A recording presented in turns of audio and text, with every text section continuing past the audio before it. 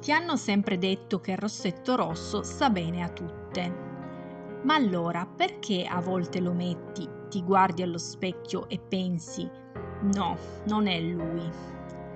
La verità è che il rossetto rosso è uno di quei prodotti che tutti abbiamo, almeno uno, magari comprato d'impulso, magari visto su qualcun'altra e pensato: lo voglio anch'io. Eppure spesso resta lì chiuso nel cassetto perché ogni volta che lo indossiamo non ci convince del tutto. E sai qual è il punto? Non è il rossetto rosso che non ti sta bene, è quel rosso che non è quello giusto per te.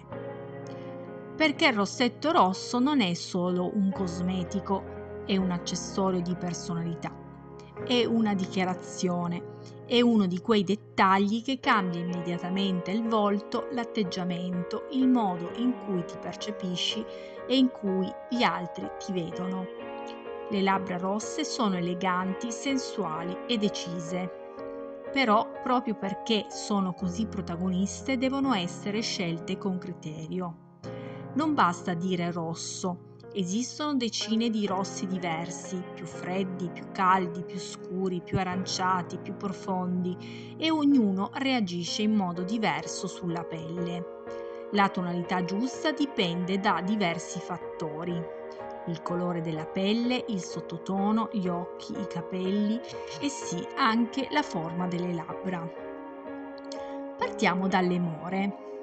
Se hai capelli scuri, occhi scuri e carnagione olivastra, puoi permetterti tranquillamente rossi intensi e decisi.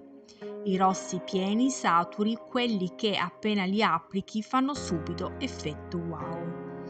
Se invece hai capelli e occhi scuri ma pelle chiara, i rossi troppo accesi potrebbero risultare un po' contrastanti. In quel caso funzionano molto meglio le tonalità profonde come i rossi tendenti al bordeaux o al marsala, perché si armonizzano di più con il tuo incarnato. Se sei mora ma hai occhi chiari, puoi giocare con i rossi caldi, quelli leggermente aranciati, corallo o rosso pomodoro, che illuminano lo sguardo e creano un contrasto molto affascinante. Passiamo poi alle bionde. Se hai capelli chiari e occhi azzurri, di solito i rossi freddi e delicati sono quelli che valorizzano di più il viso, perché non sovrastano i lineamenti. I rossi troppo scuri o troppo intensi rischiano di rubare tutta la scena. Se invece hai una pelle ambrata o dorata, puoi spingerti verso tonalità più accese e luminose. E se hai riflessi ramati o dorati nei capelli, i rossi caldi sono i tuoi migliori alleati. Rendono l'insieme più armonioso e naturale. Un altro dettaglio importantissimo che spesso viene sottovalutato è il finish.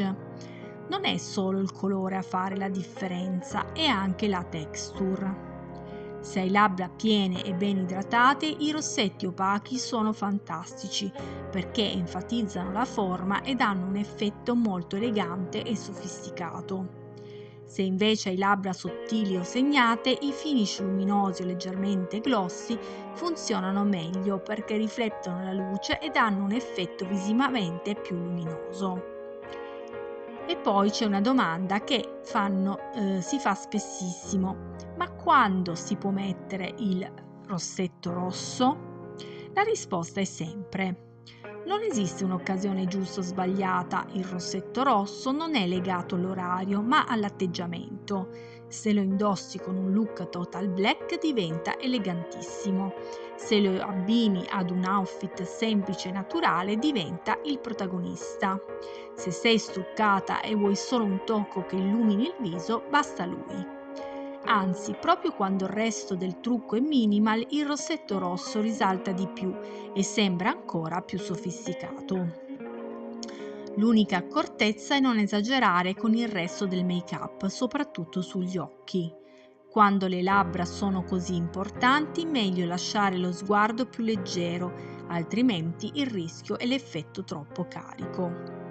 Un ultimo consiglio pratico: molto utile è che dopo aver applicato il rossetto dobbiamo tamponare leggermente con un fazzoletto. È un gesto semplicissimo ma aiuta a rimuovere l'eccesso di prodotto e riduce tantissimo il rischio che finisca sui denti. Quindi ricorda questa cosa, non esiste il rossetto rosso che non ti stia bene, esiste solo il rosso che non è quello giusto per te. Quando trovi la tonalità perfetta succede una cosa molto precisa, non vedi più il rossetto ma vedi te molto meglio.